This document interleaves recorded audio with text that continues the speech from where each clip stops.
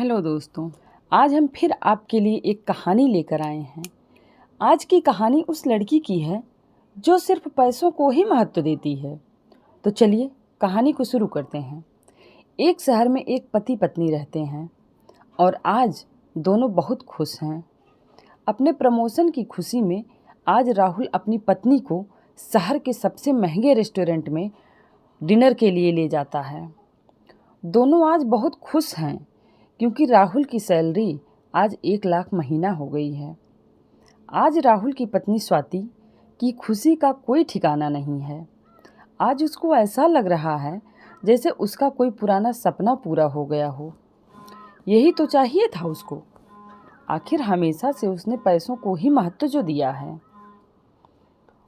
उसको गरीब लोग कभी पसंद ही कहाँ आते थे। उसको तो महंगी चीज़ें, महंगे रेस्टोरेंट और महंगे गिफ्ट ही पसंद आते हैं। शहर के इस रेस्टोरेंट में सभी लोग महंगे महंगे कपड़े, सूट बूट और महिलाएं महंगी साड़ी और वेस्टर्न कपड़े पहनकर आई थी। ऐसा लग रहा था इस रेस्टोरेंट में गरीबों के लिए कोई जगह नहीं है। स्वाति आज अपने आप को महारानी समझ रही थी। इतने में वह देखती है एक लड़का सिंपल से कपड़ों में सीधा साधा और उसकी टेबल के पास चला आ रहा था। उसको देखकर स्वाति चौंक जाती है और कहती है, अरे तुम यहाँ कहाँ से आ गए? क्या तुम यहाँ वेटर हो? वह लड़का कुछ बोल पाता इससे पहले फिर बोलती है, तुम्हारी हैसियत तो इस रेस्टोरेंट में आने की नहीं है। इसके किसके साथ आए हो? तुम्हारा मालिक कहाँ है? या फिर तुम यहीं झाड़ू पोछा करते हो? इतने में राहुल पूछता है, कौन है यह? तुम जानती हो क्या इसको? स्वाति कहती है, नहीं, मेरे घर के पास रहता था, बहुत गरीब है, इसलिए मैंने पूछा यहाँ कैसे आने को मिल गया। वह लड़का वहाँ से जाने लगता है। इतने में स्वाति उससे ज़ोर से बोलती है, अरे कम से कम बताते तो जाओ, यहाँ करते क्या हो? हम कल फिर आएंगे। फिर तो नहीं यहीं दिख जाएगा? लड़का मुस्कुराता है और कहता है, तुम आज भी नहीं बदली। पहले भी पैसों पर मरती थी, आज भी पैसों पर मरती हो। अच्छा हुआ जो तुम मेरी ज़िंदगी में नहीं हो। यह लड़का स्वाति का पहला प्रेमी था, सौरभ, जो उससे बहुत प्यार करता था। पर गरीब होने की वजह से स्वाति ने उसको छोड़ दिया और राहुल से शादी कर ली। स्वाति को यह बात बहुत चुभ जाती है और वह चिल्लाकर सौरभ से कहती है, तुम क्या जानो पैसे की कीमत?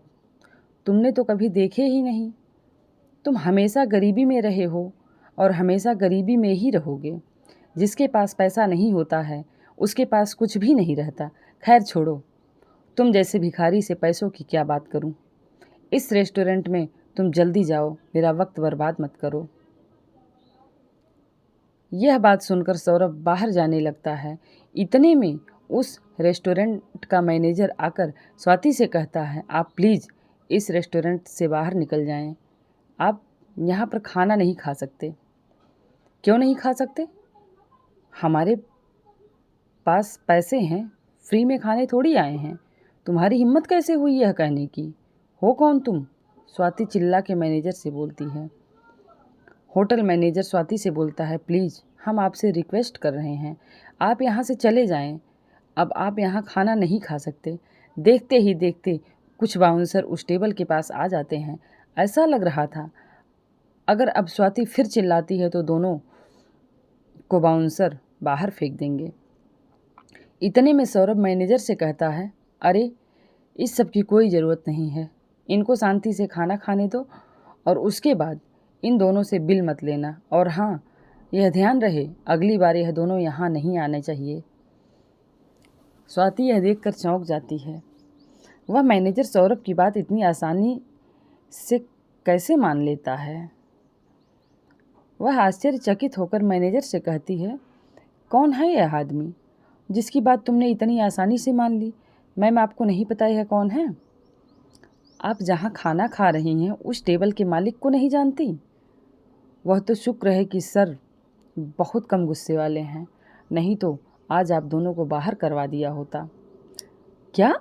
सौरभ होटल का मालिक? हाँ, इस होटल का मालिक।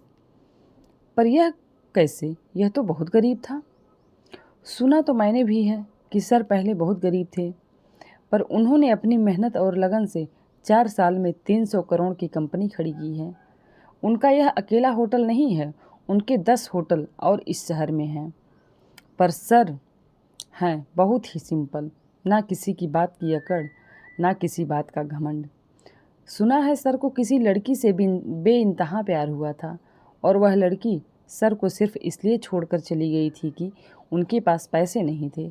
इसी वजह से दिन रात मेहनत करके सर ने यह कंपनी खड़ी की है। आज सर के पास सब कुछ है। यह बात सुनकर स्वाति मन ही मन सोचने लगी, जिस आदमी को मैंने पैसे के लिए छोड़ा, आज वह आदमी किसी राजा से कम नहीं है। आज उसके पास सब कुछ है और मैं 1 लाख की पगार में ही खुशी मना रही हूँ। सौरभ आज करोड़ों कमा रहा है। अगर मैं सौरभ के पास वापस चली जाऊँ तो क्या गलत है? वह मुझसे प्यार तो करता ही है।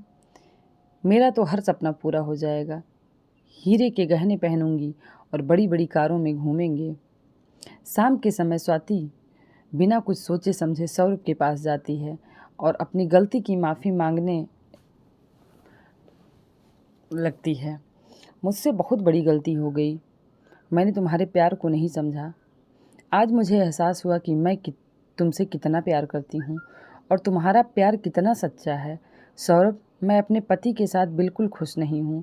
अगर तुम मुझे अपना लोगे तो मैं आपसे अपने पति को तलाक दे दूँगी और तुम्हारी हो जाऊँगी हमेशा हमेशा के लिए। सौरभ यह बात सुनकर स्वाति को जोर से खींचकर एक थप्पड़ मारता है और कहता है, अरे बेवफा, पैसे की भूखी औरत, कम से कम जिंदगी में किसी एक के साथ तो वफा कर।